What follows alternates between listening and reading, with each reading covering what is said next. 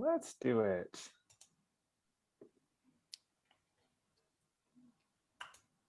So tonight, we've got a few things that we want to support you to get out of our time together. First, we want to support you to see if coach training is a fit for you right now. For those of you who aren't trained as a coach, we have a mix tonight here of people who've been through Mastering Life's Energies, been through Empowering Life's Energies, and some current students and graduates of the program. So the full scope of folks are in our joining us tonight. Wherever you're at in your journey, we want to support you to see some ways to bring more ease into building your business. We want to go on to, I'm going to just put them all up, Greg. We want to support you to be inspired by the coaches who are joining us tonight, who filled their coaching practice. We've got 3 panelists who we'll introduce in a moment.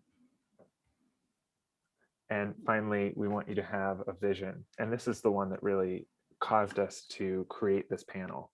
It is that we want you to walk out of here with a vision of what a thriving coaching business could look like for you. Because it's something we've heard from folks many times, is especially if you haven't started the coach training program, or if you're at the beginning of it, we've heard from so many folks, there's such a familiar concern, like, is this really possible? Is it going to work? How's it going to go? Can I really build a business doing this? And that is why we put this together, is so that you can see people who've walked the path and can help illuminate what's the vision for you of the business you'd love to have. So that is what we're up to tonight. And before we introduce the panel, Maria, is there anything you want to say to welcome people? Oh, you're muted. Oh, Maria, you're muted. I hate when that happens. I hate it. I just wanted to say to everybody, I am so thrilled that you were here. I couldn't keep away. I had to see everybody's faces before we went any further. And you know what you're going to be looking at in this panel, not only are people who do have a thriving practice, but people who embody what we know is possible for everybody when you have a vision for what it is you want to contribute to the lives of others, and you keep that vision in front of you, then your behavior begins to conform to that vision. And so, you know, if you're here tonight, undoubtedly you have a little bit of a vision, or at least a question that could lead to a vision for what it might be like for you to become a coach, whether you do it full-time or part-time. So please listen with an open heart. The panelists are going to be absolutely candid and truthful with you. And I know that you're going to have a great time with them. At least, let's see, yes, everyone who's a panelist, I've had the honor and privilege of working with them at different times in their life. So I'm sure they'll talk about that just a little bit too. But so I'm going to leave now, but I just wanted to give you all my love and just encourage you to have a great time. Okay? So see you guys later. Bye-bye for now. Thanks for joining, Maria. And now let's introduce our panelists. So for this, we want to tell you a little bit about them, give them a chance to say, a minute or two about themselves, really just some basics. And really, we know that you'll get to know them a lot as we're going through the Q&A, the questions that you have for them, the questions we've prepared. So First, I want to introduce Flame. Flame is a MCC coach, Master Certified Coach, and she has been in the ACE community for so long and has won numerous awards through the International Coach Federation, and is just someone we really value having in the community, and who I've gotten the privilege of being supported by in my own journey. So Flame, what do you want to say to introduce yourself? Well, I'm delighted to be here. I live in Omaha, Nebraska with my two brilliant children. And I'm also a mentor coach for ICF for people who are getting their credentials or renewing their credentials. So I'm kind of I love being a part of my ICF community here in Nebraska. I'm a past president of the chapter. And if you guys aren't involved with your ICF chapter, that's another great way to build your business and just constantly get a little booster shot of coaching goodness. Yeah, happy to be here. That's perfect. And about when did you graduate CTP? 2008.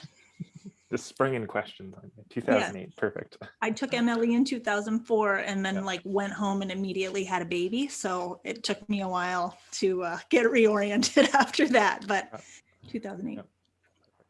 Thanks. So glad you're here. Thanks, Blaine. Thanks for having me. Yeah. Next up, Slam. Slam is a current CTP student and someone who, Slam, one of the things I just love about you is that you bring so much play into everything that you do, including your coaching. And when did you join CTP? I took MLE the weekend before Shelter in Place. So it's like the last in-person thing that happened. And I think I joined in June or something thereafter. And I was like on the track that whole time, but I don't remember. Wayne could probably look at my invoice and tell you the exact day that I started making the payments. That's perfect. And what do you want to say to introduce yourself to folks? Oh, well, it's an honor to be here. It's a total delight. And I'm really excited to get to share with all of you what my experience has been like and to hear from the other panelists too, because when I was making this decision, I called a number of ACE grads and other coaches too, and kind of drilled them on all this information. So I'm excited to hear it again and to know that you all are getting it in one place. Yep. Perfect. Glad to hear, Slam. And Zoe, who is a dear friend and is the reason I got into coaching. He was my first coach in 2010,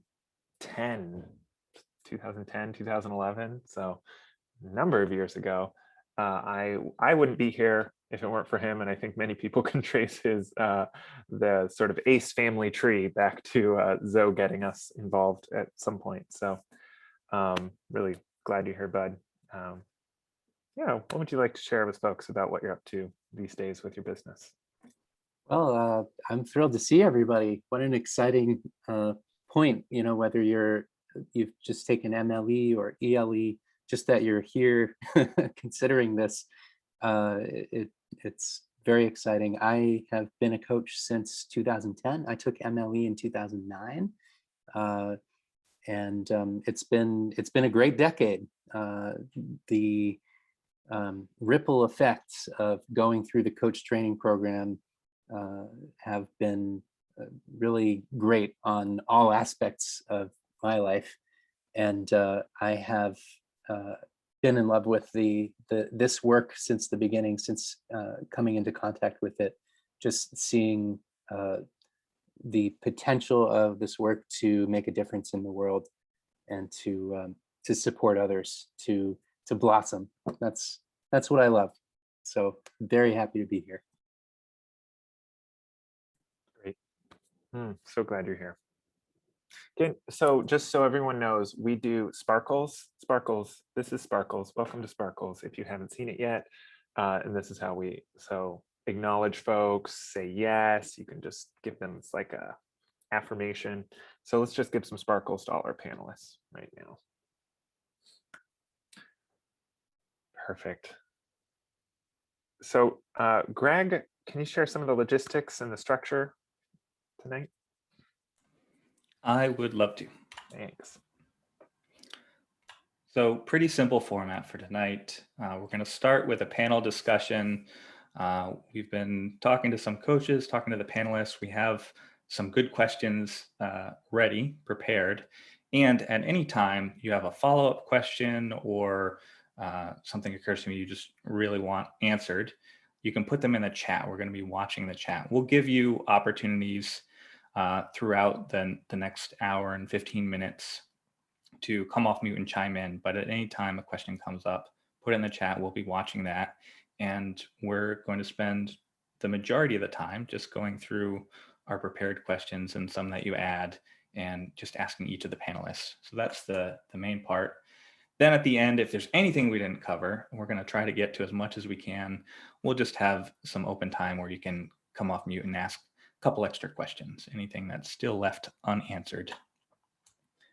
And then finally, we want to give you a chance to share your takeaways. So as you're looking at this for yourself, seeing how the questions and answers really relate to your vision in your coaching journey, we want to give you a chance. You'll all get to share what are my takeaways for myself out of this. So be thinking of that as we go through the questions. And finally, as I said, feel free to ask questions in the chat. We'll be tracking them. And sometimes somebody will ask a question that you just say, ooh, that one, I really hope they get to that one. What you can do is do a +1. So for example, let's say Josh asked a great question. I would say +1 to Josh's question, or Josh +1, and we'll just be prioritizing those in the chat. And that is it. Any questions about the logistics before we get right into it with the first question? All right. Well, I say we ask the first question. Jeremy, what do you think? I think this is great. Okay. And you know, I think one thing that will emerge is just a conversation. So if, as we're going, panelists, Greg, me, you know, we all just might chime in when there are some direction we want to take the conversation. So I'd like to start hearing a little bit from each of you. What is starting a business, you know, no matter what phase you're in, and you're all at various phases, each of the three of you, starting a business just is such a journey. It's like there is so much. I mean, if you want to talk about visionary reality to physical reality and trouble at the border, boom. And now that you're at the phase that you're at in starting your business, I'm curious, what's something that has surprised you about starting your business? You know, now that you're on this side of trouble at the border with many parts of your business, what's something that you can look back and say, oh, wow, you know, I didn't know it was going to be like that. This is surprising in some way. And let's just go in the same order that we introduced you in for this first one, and then we'll kind of get into more conversation. But Flame, could you start? I would love to. So I hope none of you had this experience, but for me, when I was starting my business, I thought I needed really great business cards, and I needed like pamphlets, and I would spend hours making these intricate schedules of things. I mean, this was 17 years ago. The things were a little different. And being where I am now, having been doing this work for 15 to 17 years, what surprised me is that it's mostly about relationships. Sure. And it's about loving people generously and letting them love you back, and building trust over time, and being coachable. And when you mess up, cleaning it up. And when it's going well, savoring it, you know. I didn't expect that. I don't know what I expected, but I did not realize it would be so much about loving people. Well, I think we can just end the panel there. I mean, that was great. Yeah, it's really true in my experience too. Flame. So it'd be interesting to go back and ask if I felt this way then, but in retrospect and still, how easy it's been. I launched a business in 2009 all by myself and without any coach or any, well, I talked to my mom a lot, right? But and that was great. But so to be doing this 11 years later and be putting out the call with so much more ease and invitation and confidence and clarity, focus, ease, and grace has been remarkable. And the response is maybe similar, but feels so exponentially more, which is really sweet. Yep. Perfect. Thanks, Lam. Zoe? What stands out a lot to me in this moment, I thought at the beginning of this journey that it would be really hard to convince people to want to work with me. Yeah. And what I've learned is by demonstrating this work, by demonstrating this model, all I have to do is actually just tell the truth to people about my desire to support people, the reasons I'm doing this in the first place, and what I see people could get out of working with me. And it's just been incredible to see how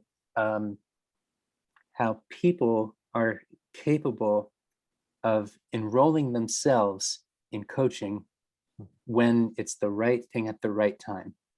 And all my job is to give those people the best chance of knowing that coaches and coaching exists. Yeah. So that's been a wonderfully pleasant surprise. Yeah. Zoe, I think you're someone I've learned so much from in that particular aspect of enrollment. You work less hard than anyone I know when it comes to enrollment, because you're so focused on them enrolling themselves, and them just it being completely just about whatever they see in the moment, and that if they see it, they'll know whether it's the right fit. So I've appreciated learning that from you. Thank you. Well, that means a lot coming from you. The one person I consider to be one of my enrollment heroes, Coach Jeremy. Perfect. Well, I just had an idea before we go on to the next question. I think it might be great to hear in the chat from y'all a little bit. And what I'd love to invite you to share is two things. One, where are you at in your enrollment journey? So I think an easy way to answer that would be, we could actually just answer it in terms of where you're at in CTP. I think would be a good kind of calibrating point. So, when did you enroll in CTP, or when did you graduate? Or if you're not in CTP, when did you take MLE? So that kind of gives us a few different dates. So that's question number one. And question number two is, what would you like to get out of this conversation for yourself? And I think if we hear that, it'll help our panelists tune in. So when did you take MLE or CTP? And then what do you want to get out of tonight? And I'll give you a couple minutes to write, or just a minute to write, and then I'll read some of the answers in the chat. Take a minute and do that now.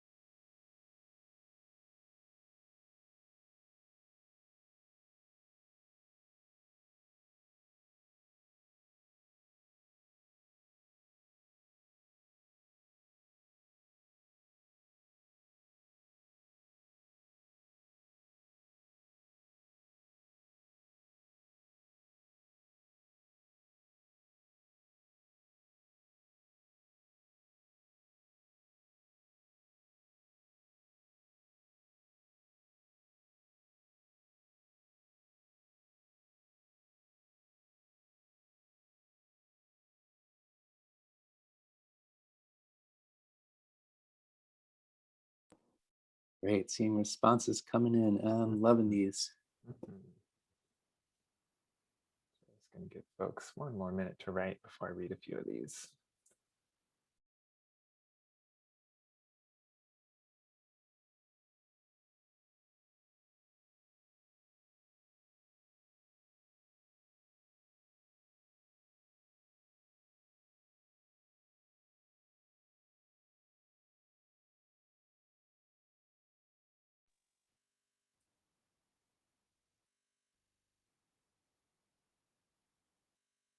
Mhm. Great. So I'm going to just summarize a couple of the things I see on here. So there's some questions about how do I do coaching while I'm doing other full-time work, how much you can get paid as a coach, how can you scale your business and leverage your time beyond one-on-one. Lots of questions about how to bring more ease to reaching people, which makes sense. Yep. Confidence, time. Yep. Lots of questions around where do I get clients, which makes absolute sense. What a shocker. I know, you never would have thought that one coming up. We did not Worried think there'd about be that. any questions about that. Is that a thing? Is that something we worry about? I never worried about it. No, me either. Perfect. Where do I get started making money as a coach? Perfect. I love it. These are great questions. Thank you all. This helps us calibrate our answers so we can make it as useful as possible for y'all. And on that note, I think that's a perfect transition into what are some of the biggest challenges, panelists? This is the next thing we'd love to talk about. What are some of the biggest challenges you had when you were being trained as a coach, and particularly when you were first building your business? And I think it's helpful to hear so that everyone can see how normal it is to encounter challenges. So we start with Zoe and then go to Slam and Flame from there. Okay. 2 challenges. Number 1, observing when my monkey mind says, do not take the next step to go out and let people know that you're available for business. Do not take that next step. Yep. I would say that challenge is 100 times more challenging at the beginning than the actual energy it takes to do the things that must be done to put yourself in front of the people you want to be working with, which does take energy. It does take energy, but you can do it with ease. And for me, it was just noticing, oh, this is what we were talking about in those courses about trouble at the border. Oh yeah, my mind is saying right now, don't you dare even think about telling people you're a coach. They're gonna hate you. They'll laugh at you. Or maybe someone will want to work with you, and then you'll probably just screw it up when you work with them. So better just, not write that referral email. So that's challenge number 1, observing my own monkey mind, and then shifting the focus of my attention to my life's intention, which for me at the beginning and still now really is to be a contributor to my community. That is the work of becoming a professional coach, learning to observe your own internal stopping points and then shift the focus of your attention to the contribution that you're willing to make. So that was number 1. Number 2 is clearing away quickly and simply and sweetly any unfinished business or incoherence on my part that could be slowing me down, getting in my way, For instance, if I if I had some area of my life that I was not doing what I said I would do, or acting out of accordance with what's important to me, my life's intentions, my standards of integrity, I'm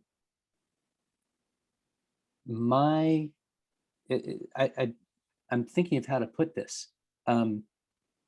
It's difficult to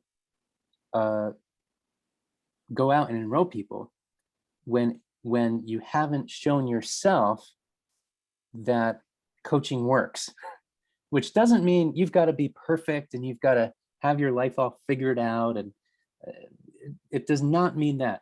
All it means is, if I look at my life right now, do I see that I'm looking, seeing, telling the truth about whatever, my finances, my relationships, whatever it is, and taking authentic action, one small, sweet step at a time.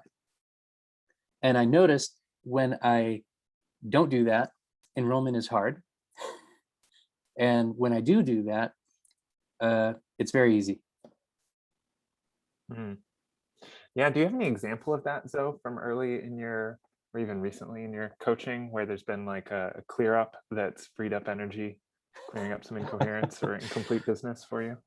The funniest thing, it's a very mundane example, but Yeah. I had some unpaid parking tickets that I had, just accumulated. And I kept telling myself, I'll do it later, I'll do it tomorrow. Tomorrow never comes, right? So one day I thought to myself, let's just do an experiment. Maybe if I pay off these parking tickets, things will get a little easier. And the weirdest thing happened. I went online, I paid the tickets, and 10 minutes later, a client I'd worked with prior, who actually had not paid their final invoice, and I followed up and they hadn't paid. They got in touch with me out of the blue. It'd been in like a year. And they said, I feel so bad. I've been meaning to get in touch with you. I wanted to pay that last invoice, and I'd love to continue working together again. Very weird. You gotta love it. So, that's both a mundane and kind of eerie example, but, you can think of it in your own life, doesn't it? When you apologize to someone that you just had a little, argument with or whatever, don't you feel better? Doesn't the energy kind of free up? It's that experience that when you say, yes, I'm willing to be a professional coach, any little bit of that incoherence, that stuff you've got to take care of, comes into focus very easily. And it's like your voice of wisdom is very loudly telling you, just course correct. Do it now while it's small and sweet. Don't let it pile up.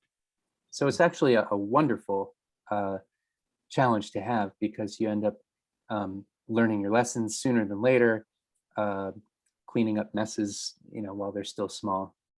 So there you have it. I love it. I think so. I love that, Zoe. Exactly what you're saying is the exact reason why we have all of our coaches start with mastering life's energies. And the way you put it is perfect for, conversations we're having, because it's so true that to the extent that you're willing to be coached, to be a demand for coaching, just makes showing up as a coach and contributing to others so full of ease. And I see everyone on this panel demonstrating that masterfully, and the rest is just kind of natural. So I love that. So I remember Zoe and I have been friends for almost our whole lives, just for context. And when I first joined the coach training program, Zoe, you said something to me like, you will have less and less tolerance for incoherence in your own life. And it's so true in the best way. Even when I wish it weren't true. It's like, oh man, even the smallest thing becomes a big thing. No, you don't. I know. All right, you're right. You got my number. Life is easier on this side of it. Yes, yes, Even when exactly. we think it isn't. Exactly. It's well put.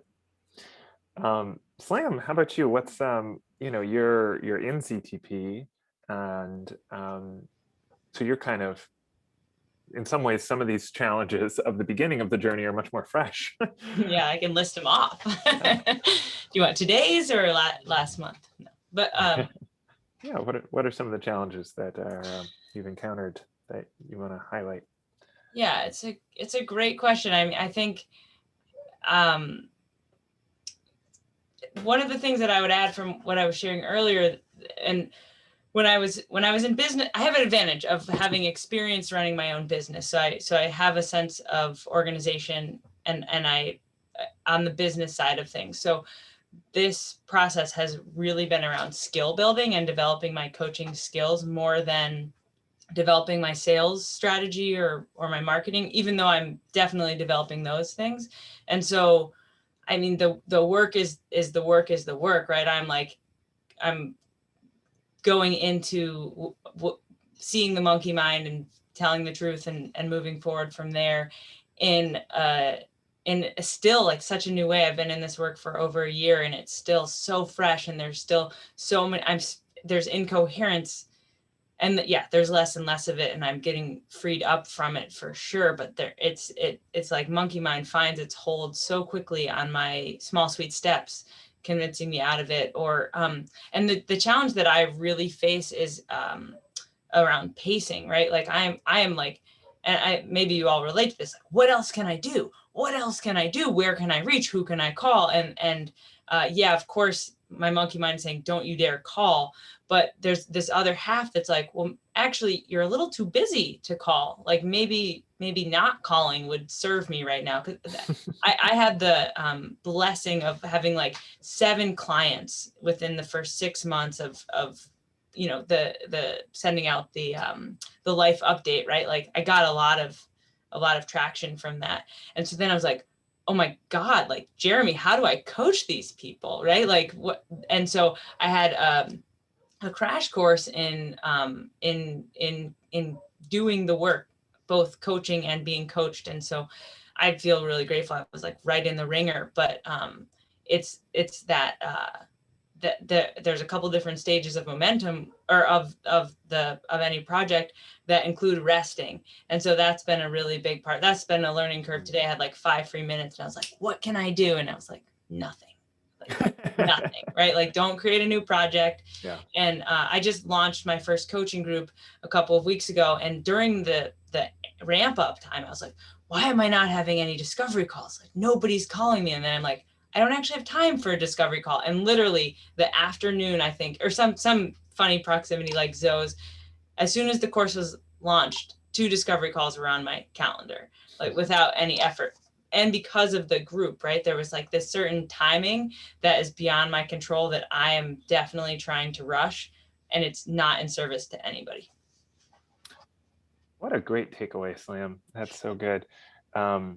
One of our coaches just graduated today and just posted on Facebook sharing some of their takeaways, and was very much a experience. They mentioned multiple times rest being so important, and learning how to rest, learning how to not be driven by monkey mind while building a business, because it's something that calls on a lot of you, as you're talking about. You know, it calls us to the next level of really focusing.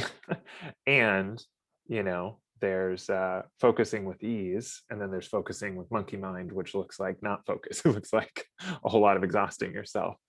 So I love that you brought that forward. Flame, how about you?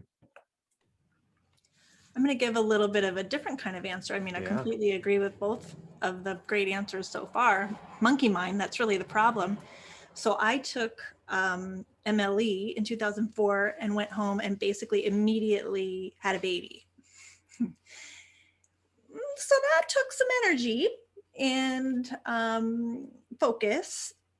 And then, so that was 2004, had my first baby in 2005, then pretty much immediately had my second baby in 2007. And then the recession of 2007 hit. And I was living in Denver, way beyond my means, $54,000 in credit card debt, racking up very, very quickly, despite having been very good with money before having children, right? So I'm trying to start a business from this place of like, I got nothing. I'm working a full-time job. I'm raising 2 children. Nobody else has money to spend or wants to part with their money. What do I do? And we've all hit on it, but those 6 forms of energy that you use to bring your goals and dreams into physical reality over the border, knowing that was the game changer for me. So time, money, physical vitality, enjoyment, support, and the one I Creativity. always forget, creativity. That was huge. So eventually I ended up I lived in Denver at the time. I ended up moving to someplace that was less expensive. That was an authentic action for me. And then I got here and I was bemoaning the fact that I never had any childcare, and a brilliant ACE coach, Amy Deem, Wayne, you remember Amy? She said, well, why don't you start a babysitting co-op? I had never heard of a babysitting co-op. And I literally created a community of women. We paid each other with monopoly money because we didn't have real money. And we traded babysitting. And during that time, that's when I saw my clients. That's when I did my marketing. That's when I built my website. And then in the meantime, I got to build these sweet relationships with other families in my community, because like Zoe, my intention was to be a contributor to my community. So again, it was all part of the work. And it did take creativity, and mostly it took a lot of support. I needed input from other people. I was very much someone who thought that I could do everything on my own before coming to coaching and understanding this model. And now I don't have to. And it's so much more fun and enjoyable, and it's just sweeter. And ended up moving to Omaha, Nebraska, because this is where the coaches that I knew from ACE, where they were being successful. They were actually a part of the hospital system here. They were building a coaching program inside the hospital. And I'm still such a huge part of this community. I'm still surrounded by ACE coaches, even though they come and go, they change, right? But some of us stay the same. So that support was a huge one. And then again, we've all said it, I'm just going to say it in a different way, that the best coaches get coaching early and often. If you're experiencing frustration, that's a sign, right? Get in there, call the people. If you're in the coach training program, you've got your little cohort. I'm assuming you still do the thing where you have 2 or 3 coaches. Yep. Yeah. I had my coaches' numbers on speed dial. I called them all the time. They called me all the time. It was the best, right? Do it. Don't let that monkey mind stop you, because those people will not only become some of your best friends and your sweetest supporters, but you get to support them and practice your skills. So get coaching early and often. I love that, Flame. And I love this theme that you're speaking to, that really all 3 of you I've heard speak to, is and Greg highlighted this too, you can't coach someone past a point you haven't gone yourself. And I know I've seen that on my journey, and it's clear you all have as well, that anytime that things are starting to seem stagnant, or it's like, okay, it's like I'm trying to enroll my next client and something isn't moving, I've noticed so consistently that that's a sign that, okay, my next breakthrough is kind of right around the corner. It's like something, I'm at some level of the game, and there's some next level of the game that I'm being called to. And one way, as you're pointing to, Flame, to get there is, well, let me get support. Let me get coached. Let me call one of my buddies and call in some support, so I can set aside whatever I need to set aside and grow into what's next, especially in my business. And ultimately make the contribution that I'm here to make. Because like all of you, I wanted that so badly. I would wake up in the morning and the first thing I would think about is, who could I coach today? And I go to bed at night and the last thing I would think about is, what kind of coaching did I get to do, and what might I get to do tomorrow? It was like my single-minded obsession. And maybe it isn't quite at that level for all of you, but it was for me. And I was so frustrated that it wasn't bigger and more. And then, you know, moved to Omaha and got in relationship with coaches, and actually another ACE coach gave me my first corporate coaching contract. And I went from feeling like 6 hours a month as a coach was like, oh, I'm making it, to coaching 20 or 30 hours a month, and then got a second coaching contract, and suddenly I'm coaching 60 hours a month. And then, you know, the hours start to rack up very, very quickly, and the experience becomes very deep and very rich at that point. And going back to, again, something we've all said, that integrity, the fact that I was very clear about what I was doing, I had great boundaries, I was keeping that conduit of energy as clean as I possibly could, I think is what made it possible for it to grow at that pace once I got there. I love it. That's perfect. Sam, did I see you wanted to chime in? Go for it. I Flame set the stage with two things. One was the finances of it, and the other was the getting coaching. And I will just say I have a bookkeeping background, and my favorite thing about running my own business is all these expenses I get to write off. I don't know if you all know about that, but there's a great field of making business work for you. But coaching is this investment in your business, in my business, but it's also this like awesome personal development that I get as like an added bonus. So yes, I do. I have two coaches, and I totally believe and I work with my CTP buddies to get coached frequently, and the return on investment is there. It is worth it. That's all. I love it. Thanks, Sam.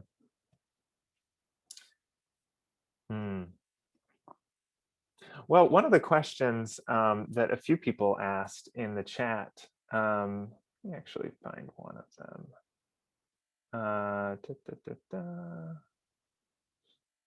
Kamala, can I have you ask your question? You were asking about ease, and I think you're speaking for a few people. Can you just share how that question is for you right now? And Flame, maybe I could have you respond to this one. I'm just aware of all of the things, you know, that I could be doing to enroll in people and to be contacting people. And there's so many things that I'm like aiming in so many different directions. And I'm excited about doing all of them and contacting people and supporting people. And it's easy for it to feel like there's just too much. How do I have also the rest of my life? Like what you were talking about, Slam. It's like, oh yeah, there's still my husband and my home and the other stuff I want to be doing also. Have you guys all seen that Staples commercial with the easy button? Right? I remember calling my compatriot in the CTP. She was a professional yoga teacher, and she taught yoga one-on-one before. Oh, you have an easy button, Sandra? That's amazing. So my recommendation is hit the easy button. And I remember calling one of my friends, my coaching buddies, and saying, oh my gosh, I just don't understand how this works. How do you get clients? This is so stressful. And she said, well, first there was one client, and then there were two, and then one day there were three. And I was so annoyed with that answer. Like, no, seriously, I need some nuts and bolts here. But what I'm saying is choose some people who are in your world who already know you and love you and see your heart, and just start talking to them about what you do. And do it a lot. Every day, multiple times a day if you can swing it. Because not only will it keep you in touch with why you're doing what you're doing, it will be clear to them. And like Zoe was saying, people start to talk themselves into it. They start to feel your clarity, your compassion, they see that you are living a life that has some qualities that they themselves want, right? And that becomes an enrollment experience that has nothing to do with words. But hit that easy button, start with the people who already know you and love you, and ask them, do you know someone who would benefit from this? Do you know someone I should be talking to? Are you interested? Even if it's just to practice, you know, in the earliest days, I gave away a lot of coaching. And now I charge $300 a session, which if you had told me back then that I would do that, I would have laughed in your face. Because remember, I took MLE when I was like 24. Young coaches were not a thing 17 years ago. The average age of a coach was in their 60s. So my big monkey mind conversation was that I was too young. Who was going to listen to me? Because everybody thought coaching was about advice. And clearly I have no life experience by which to be giving advice, right? So we all have, and I remember actually saying that to Beth Ann. And she said, really, Flame, that's what you think is going to stop you? She said, look over here, we've got Carla. Carla runs a church full-time and is building a coaching business. And she like went around the room pointing out how everybody has stuff. And I was like, okay, well, I thought mine was the worst. And it, you know, it's the truth that coaching, becoming a professional coach, is the greatest coaching arena you will ever get into. It's going to bring you to every border over and over again, and all is well. This is the journey. Just keep being with your buddies and leaning on their support and giving it back to them, and eventually things become clear. I love that. Yep, there's only one way to get clients, and it is one client at a time. Unless, of course, you get a corporate contract for 20 clients at a time. But you don't want to do that right out of the gate. No, you do not. I'll tell you that. That would be a little much. Yeah. Zoe, on this theme of ease, I'm thinking, you know, Flame's talked a little bit about what it was like to be a parent and be doing, you know, multiple things at once. I'm curious, you know, you've got a 19-month-old, you recently moved, you have a music career in addition to your coaching career, you do political organizing work. And I know a few people in the chat asked about, you know, how do I balance this with a full-time job? And I remember you were working full-time and then part-time as you were starting your coaching practice. I'm curious, any takeaways you have about that balance of time and that transition period in particular of that fading into full-time coaching? Well, the lesson that I've learned on that is that whatever your current circumstances in life, there is some way that you can have coaching be a part of it. And it doesn't have to look like the way it looks for any other person. It absolutely does not. And it may change over time as your life changes. It's one of the things, practically speaking, that's very supportive about being a professional coach. You have that flexibility to sculpt your practice the way you want to see it. You don't have to fit any particular mold. So when I started, I was working full time. I was a co-director of a global youth nonprofit. So, you know, really working overtime. And I didn't have any more than 6 coaching clients at a time while I was in the coach training program for 2 years. And so that was no more than 3 coaching sessions a week. And I took my time. I took 2 years. It was great. At a certain point, I saw it was authentically time to transition out of the organizational role I was in and to become a full-time coach. I received a lot of great coaching and support to make that decision and not be a complete wreck, not be freaking out completely about it. And 6 months later, after deciding to transition out, I, and you know, this is like, results may vary, but I really put 100% of my focus on enrollment. 6 months later, I'd gone from 6 clients to 40 clients. And at that point, I did need a spreadsheet to keep track of everybody. And, you know, so, you know, you can grow in your own pace. But at this point, I'll say last year, very challenging year for me personally. You know, our daughter, my wife Kelly and I, our daughter Ayla, last February was 6 months old. Last March, when the pandemic hit, 7 months old. We lived in California. We just decided to move across the country back to New England to be close to our families. And very, very challenging year of the pandemic, moving across the country, being exhausted as a new parent. As Flame, I'm sure you remember, or maybe you don't remember, maybe you blocked it out.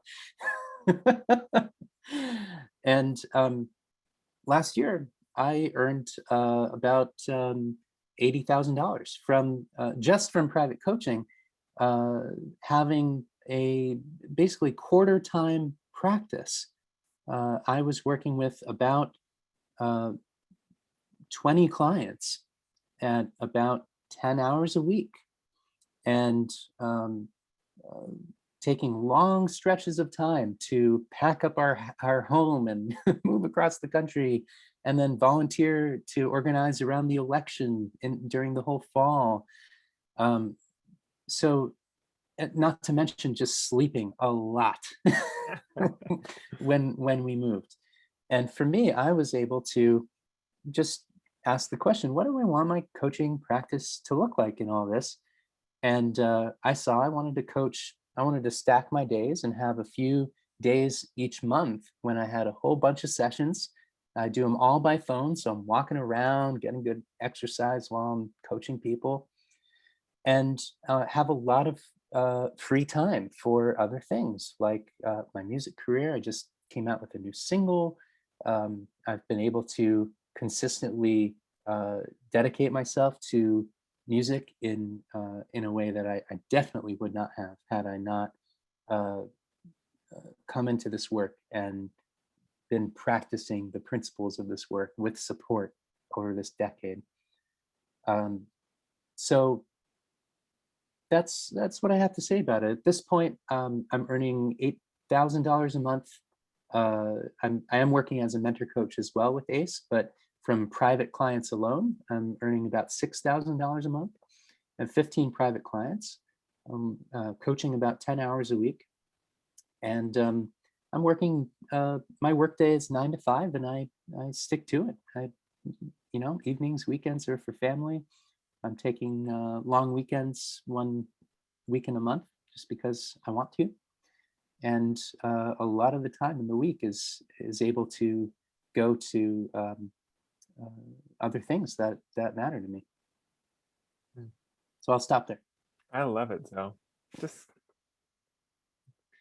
and it's so, first of all, you all do not have to ever have 40 clients. At no point in your coaching career do you have to have 40 clients, just so that is not the upper limit. That's a huge number of clients to be coaching. And what I love about what you said, Zoe, and what I hope everyone here can zoom in on is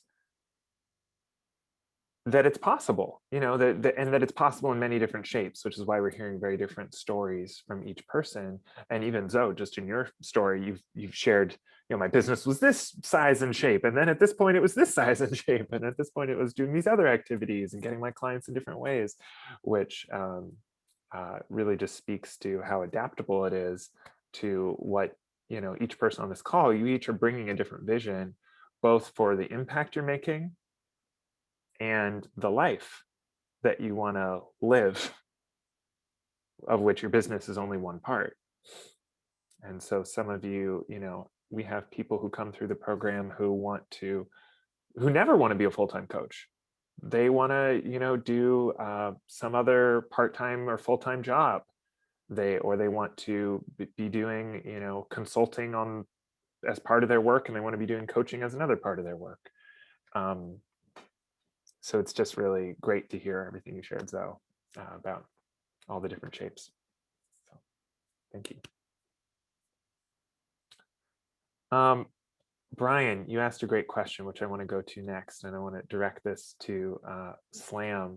You were asking about sources of clients. Could you come off mute and share that question with us? Yeah, I think I asked early on in your coaching, what were 2 or 3 of your top sources? and you've kind of answered that a little bit. But yeah, just some avenues that you were trying out when you were early on in the game. And because I know a lot of it's just trial and error and seeing what works for you and what doesn't, and curious what some of those were for you all. Yeah, Slam, if you could start us out, and I'm sure Well- Zoe and Flame would be happy to chime in afterward too. Sure, yeah, and Brian's been hearing me talking about this for months now, so but nobody else has. Some of the like really fun client enrollments that have happened is one time I called somebody because I needed a contractor, and he said, "Oh, I'm too busy. I just launched a business." And I said, "Oh, do you need some support?" And I've been working with him since then. He's renewed twice or 3 times now, which is he's one of my favorite clients. Somebody else made this a calendar that one of my other clients recommended, and I sent her a message saying, "Oh, this is a really nice calendar. Would you like to trade something for this calendar?" And she said, "Oh, I see that you're doing a life blueprint. How about I come and I'll mail you a calendar?" And she's like, "And actually, I'd like to talk to you about coaching." And so another client there, and then this I had the honor, which, you know, it's like being positioned in a certain place, but I used to sell my event tickets on brown paper tickets, which is not in a good state right now. And I may have lost some money from being on there. Ironically, I've already made it back because this somebody saw me on there and said, "Hey, can I interview you for this podcast? I have no idea what coaching is, and I want to highlight it." And he was like, "Oh, this is really interesting. I'd love to record a discovery session and share it with my people." And I was like, "Okay, we can do a discovery session." And of course, he never shared the discovery session. He was like, "That was much more personal than I anticipated, and I'd like to sign up for coaching." So, right, those have been the like fun. This is like just the shingle is out in a similar energy to Zoe. Like, it's here if you want it. No pressure. Like, it's just an offering with that kind of that confidence of like, this is something that I'm benefiting from. You might benefit from it too. And then I get so much coaching from both Greg and Jeremy, and especially with the oh gosh, what is it called? What is enrolling clients with ease? Is that what it's the fourth one is called? Art of Enrollment. Art of Enrollment, right. Mhm. But it's also true, enrolling clients with ease. From that, the entry point offer and all these pieces that came from that training. I mean, there's just been so many guiding points along the way, but basically I've created the funnel, which is not something that I invented, but I follow the model of like, it's a small cost with lots of people into like a bigger cost with smaller people. So I was starting to do a life blueprint once a month. About 6 people would come. And then I did an energy of money book study, which through CTP, all of these guides have been available to me. So I really just have to like invite people, make them really affordable. People show up, they see this gift, they're like, "Wow, this is great." And they stay on for more. And that's how I had people ready to do the coaching group, because they were like, "Wait, I've already done this. Like, let's keep going." And this is exactly what I'm interested in. So it's, you know, it's taken a lot of effort, but there's been a certain pacing that has allowed, you know, so I can think of the people that are in the coaching group that came to a life blueprint because they were referred by somebody who had been in a life blueprint the month before. And then they came to the energy of money because they heard about it at the life blueprint. And then they came to the coaching group because they were in the energy of money, right? There's just like this nice little path that is, you know, standard in a marketing training, but is so different with the ACE model impacting my energy in the process, right? I'm not like, "Hey, everybody come out." I'm like, "Nope, this is what I'm doing. I'm really confident that it's going to serve the people that I'm here to serve. If they're there, like, are they there?" And then the ones that show up, I'm like, "How can I support you? Here's this thing that's worked well for me." And then like take it down the road from there. That's great, Slam. I want to ask you a follow-up question on that. So there's a certain viewing point that you're demonstrating when you're on the phone with a contractor and the contractor says, "I'm having a hard time." And there's a moment, I bet, if I had to guess, where you have the thought, "Oh, I wonder if I might be able to support this person in some way." And then I also bet there's a moment where you monkey mind was about to talk you out of it. And I'm wondering what you're aligning to something. You have your attention on something in that moment that has you looking for those opportunities and taking, going for them. I'm curious, how would you put where your mind is in a moment like that? Where's your Oh, attention? that's a great question, because I remember with him it was easeful, but of course that's my memory, right? There, and I will say that I have over offered, right? I've been like at a barbecue with somebody that I kind of know, and I'm like, what are you up to? Do you want, like, don't you think this would be great? And it's like I go away and I'm like, okay, like that was too much. Yeah. But what I think, I have, if you like astrological signs, there's some Scorpio in me, and the tradition of the Scorpio is to like stick out a tinderling or whatever, and then retract it, right? And I do that in a really gentle way of like, oh, have you heard of coaching? And if they're like, no, then it's like, great, I'm not going to talk anymore. But if they're like, what's coaching all about, right? Like I offer these parts of myself, like I might mention that I juggle, and then I might talk about what I've learned from juggling, and they might be like, wow, that's really cool stuff. And they like get a sense of how, I don't know, maybe I'm making this up, but how my energy is in the world. And they're like, that is going to be supportive for me. And if it's not, then I don't, I don't push it. And I feel like that is it's kind of like being a bit of a tease in a like fun, or a flirt, right? Of like, this is what I'm up to. What are you up to? I don't know. Does that speak to it in a couple different tones? Yeah. Yep. It does. It does. And it's clear that you've got, I think two things that I'm taking away from what you said. One is it's very normal as you're learning how to do this to hit a moment where you do something that wasn't coherent for you. Like, oh, I invited someone in a way that really, that was not coming from who I really am and my standards of integrity. That's a part of it. So I really want to like lift that up as, the goal isn't to go do everything perfectly the first time and then ta-da, I have a fully built business. It's like absolutely includes uncomfortable moments like that.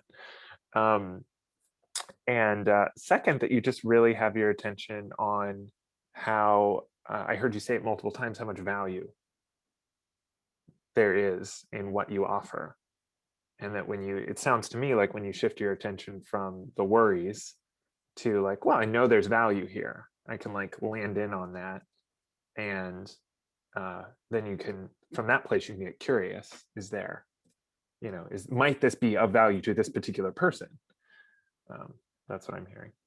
Yeah, and I want to add something else too, in a combination of what I get from you, Jeremy, and what I got from something Zoe said earlier, which is like this from Jeremy and from ACE coaches. Like I'm really encouraged to swing out, and I'm all about it, right? Like I'm willing to make mistakes and be embarrassed and be like, whoa, that was too much of something or whatever. But what Zoe spoke about briefly was like, I get to tell people the truth about how I can impact them.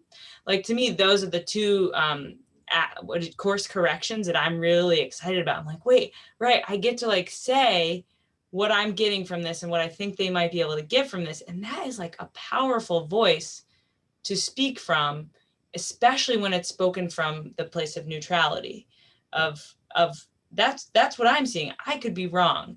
And I think that is what really draws me into this position and this role.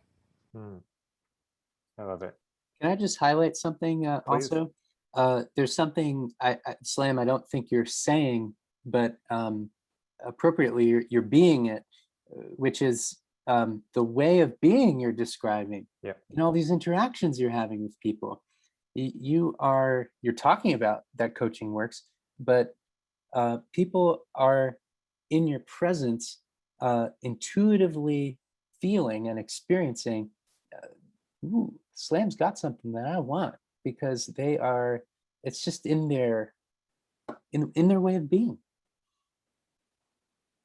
Yeah, and that's the delight of being with my coaches, right? Like I have my head down, and while Greg is like sitting there like, all's well. And I'm like, but you don't, like it's so bad. And he's like, all is also well, right? And then I get picked back up from the dark spot. And there's like a way that we can buoy our new friends too.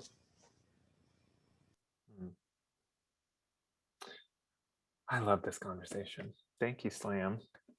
And rather than continuing on that question, I want to open it up to the group. now. So everyone, you can just reflect for yourself, reflect for a moment. Is there any questions that are on my heart, questions I've been thinking of that I'd love to ask? We've been going through some of the ones in chat. Is there anything else I'd love to share right now? And if there isn't something you want to share, you might just reflect, what am I getting so far? And just take a moment, and if there's anything there for you, you can put it in chat, either kind of a so far takeaway or a remaining question. I'll give you a minute to reflect right now and type anything you wish.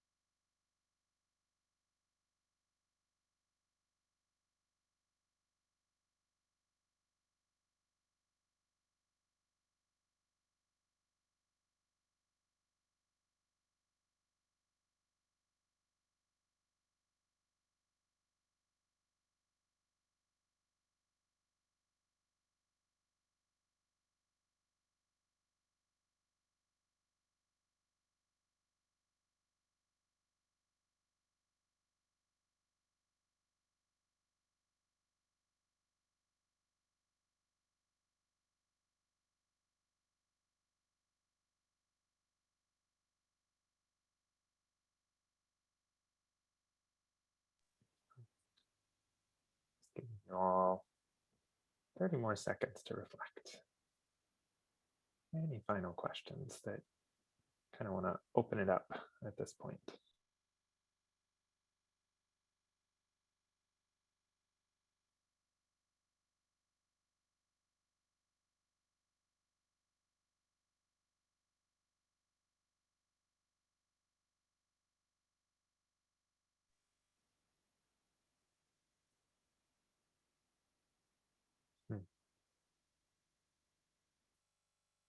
Well, let's go to Rachel's question next. And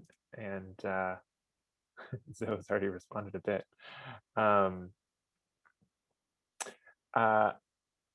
Rachel, will you come off mute? Can you share your question? So my question was the way that Zoe was describing that, in different phases of his life, he needed to grow or shrink his business and have, more time for other aspects of his life. I have a lot of other aspects of my life. And good. yeah. And I was the reason I was asking was I was thinking about how do I accommodate a changing pace, that sometimes I'm more available, sometimes I'm not. And if I just push myself to the limit so I can do everything, then I end up spending 3 days in bed. So how do I not, how do you pace that in a way where you're not sabotaging yourself? Good question. Should I start us off on this? Yeah, go do you for it. think? And then maybe if Flame or Slam, you want to add anything, go for it.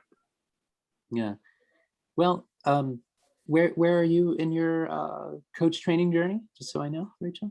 I just finished ELE and honestly, I haven't gotten my application in because I haven't had time. Oh, hey, congratulations on finishing ELE. That's Thank you. woo, yeah. Well, even more appropriate then to acknowledge that of course you'd be having these kind of what if thoughts, questions, concerns, exactly where you're at in the journey. The first thing is to see how normal it is to have that kind of concern, that really what if I go so hard that I sabotage myself. The thing I personally learned that has been the most helpful is setting the coaching arena every day and allowing myself to be supported. Support our coaching buddies. My mentor coach, Wayne, was my mentor coach. They're like bumper lanes if you're the bowling ball, just bouncing from side to side. Learning how to put support into your life so that you're not making things harder than they need to be. And just noticing when, can you tell the difference when you're acting in a driven way, like listening to Monkey Mind and just rushing around, busy, versus taking a small, sweet step with a little bit of ease? I've been busy since I was 15. Oh, okay. I believe you. Yeah, I don't remember. There are things that are easier and more joyful, and the things that I look forward to more and manage to accomplish more frequently. Okay, good. So, this is perfect. For you, saying yes to the journey of coach training, part of that hero's journey, because it is a hero's journey for each of us. Part of it for you might be learning how to slow down, being willing to slow down, and seeing, Monkey Mind would say it's a zero-sum game. It's either I, drive hard all the time, or I'm not going to get done what I need to get done. But really, and you can tune in to your voice of wisdom and see how paradoxically, by learning how to slow down, we can actually accomplish more. And certainly have the quality of what we accomplish be much greater, much sweeter. Okay. So that, I say, that's just a part of your journey to becoming a professional coach. And that's what I love about this journey. We each step onto the journey with the hurdles we must learn how to cross. And when we do learn how to cross them, our whole life benefits. And by being in the coach training program, in my experience, you cross those hurdles a lot sooner and more easily than you might otherwise have. So I'll pause there. Okay. Oh, that's great. Thanks you. Thanks for the question, Rachel. I think so. And the last thing that I want to get to from our panelists before we give everyone here a chance to reflect on your takeaways and close out. Flame, you wrote in the chat in response to the question earlier about sources, where to find clients when you're new. And you wrote so much good stuff. I just want to, I'd love to hear what you want to share about that. Yeah, these are kind of tactical answers. Yeah, I think people love that. Yeah, I love that. Okay, so if you choose to become a member of the International Coach Federation, which I highly recommend because the rigor that they are a stand for around coaching is what will make us real professionals, right? I want that. I've heard Maria say she wants that. Anyway, should you choose to do that, then you get to put a listing on the International Coach Federation website about what your specialties are, what your niche is, and then anyone who's looking for a coach can go and use the Find a Coach feature. And then you get, there's an inbox, right? And you get to respond to those requests for proposal. So you may not get a lot of them, but I had one client who, I think I coached him for 3 or 4 years consistently every other week. And I responded to his proposal. So, and it's free once you're a member of ICF. So that is a really good way to start out. And same thing with your local coaches chapter of ICF. I think almost every state other than Wyoming, South Dakota, the states up here around me, they don't have their own chapters, but the rest of them do. And it's a little harder now. We're mostly meeting on Zoom, but when we were in person, I'm telling you, ACE coaches are so well suited to coach other coaches because we have such a brilliant observational position. Coaches need coaching, people. I mean, they they are at the border. I cannot tell you how many of them are coming to those meetings feeling this way, like it'll never get started. I don't know how to get there. I'm like, well, you should get some coaching about that. How about taking me on as your coach? I've gotten a lot of coaching clients that way. And of course, it's wonderful because they have their own coach training. So they know their own answers. It's a very sweet partnership. So I highly recommend that. And then I've often heard it said, like, pick two: social media, speaking engagements like lunch and learns, or if you're a part of any other professional organizations, giving presentations for them, or things like blogs and podcasts. Pick two and do them consistently. I can see that there is a lot of wisdom in this group. You guys are already bringing your own unique stance to coaching and to the flavor of people who you want to support with coaching. So speak to them. Be on LinkedIn, posting little videos, even if it feels like it's less than perfect. Again, people feel your energy, they see what you're up to. And when you do that consistently, then it looks like you are legitimate, which you are. And people start to think of you. And I think it was Wayne that told me that the average person needs to hear about you 7 times before they think about taking you on as their coach for real. So that's where something like social media or having a blog can overcome a couple of those 7 times. So you don't actually have to be physically speaking with them all 7. And of course, if you are interested in corporate work, if you're interested in corporate contracts or things where you're sort of doing training, if you become a licensed seminar leader or whatever the new word is, then be talking to people in your world who are influencers or who are decision makers with purse strings. You know what I'm talking about? They have budgets at work and they get to decide how they spend their corporate training dollars. Take those people to lunch. Take them to coffee. Tell them how much you love them. Email them a lot. Like, you know, it's not manipulation. You're just building the relationship. But those people are always looking for great sources of clarity, and we are a great source of clarity. So that's what I had to say about that. This is great. We're just filling their plates with many important Yes, I can see you options for scribbling. next steps. So this is such a good conversation. I feel like we could just do this every week, just with you 3, and we would still have more to talk about if doing it after 2 months. So I want to transition us, given the time that we have now, into pass it over to Greg for us all to get a chance to share some takeaways. This has just been a great way to spend an hour and a half together, hasn't it? Thank you again to our panelists. You have just been so generous with your time and experience. And for those of you who have not done CTP and are considering it, I would say this is an example of what this community is like.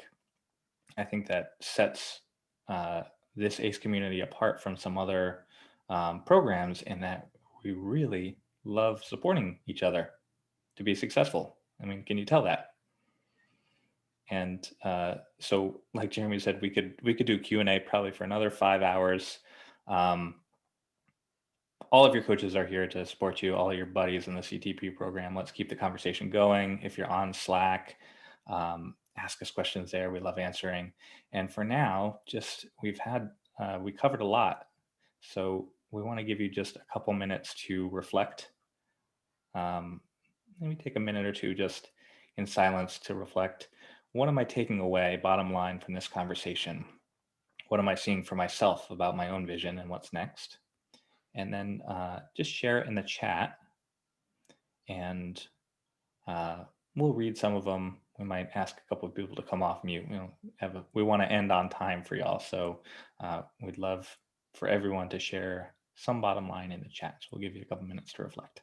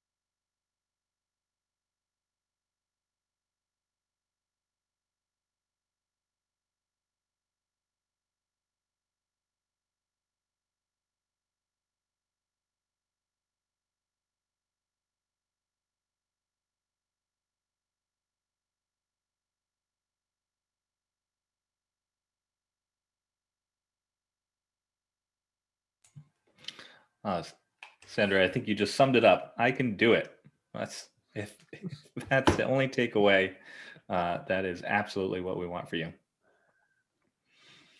Camila says, I am even more ready to ask for coaching support from my fellow CTP cohort and to offer it and support my ACE friends. Oh, I love that so much. It is going to make such a difference.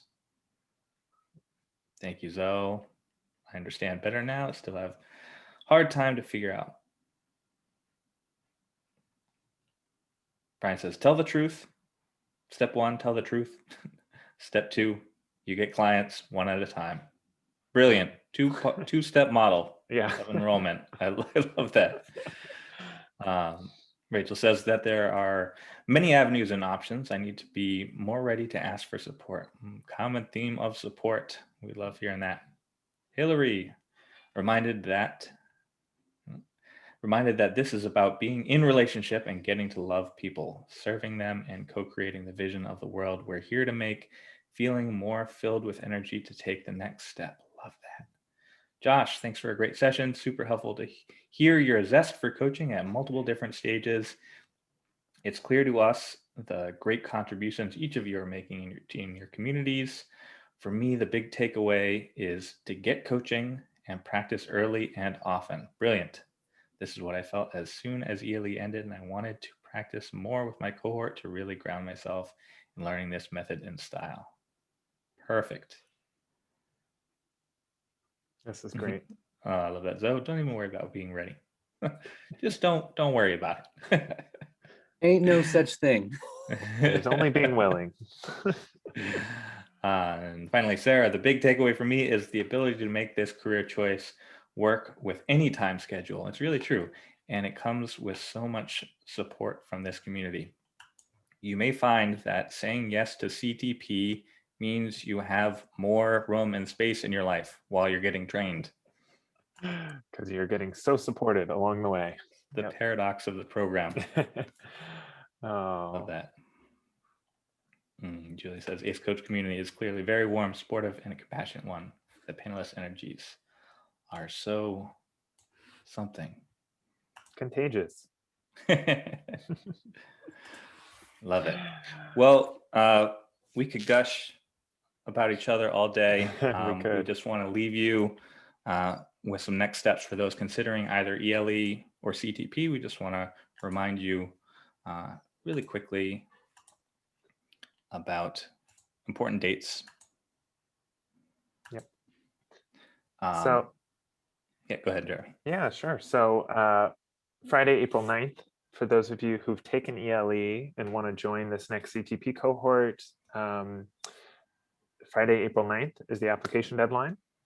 And if you've taken MLE and are considering ELE, that's obviously the next step in your coach training journey. The early bird deadline is April 10th. So if you're in either of those states, in those points in your journey rather, and want to get in touch, you can schedule a chat with Greg. He'll include that in the follow-up email.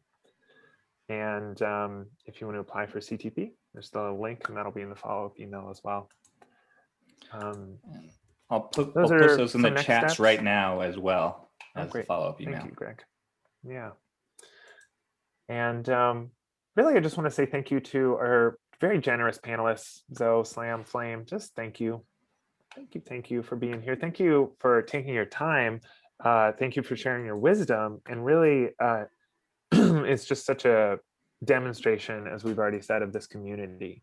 Just the energy of, I can hear in each of your stories how much you all are a part of this community. So really grateful to get to be in this with you. Thanks for having us. Yeah.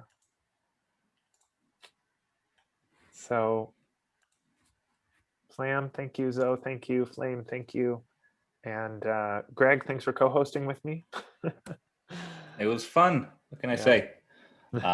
Thanks. Thank you all for being here. And, really any other questions that come up after, we're happy to answer. So we like to end like this. If you all want to come off mute and we can just go, yay, hey, we can say goodbye. Thanks, Bye, you guys. everyone. Thank you. Everyone. Thank Bye. you. Everyone. Bye, everybody. Bye. Bye. Bye, Bye-bye, everyone. everyone. Sharing. Bye, Bye. everyone. Thank you. Thanks for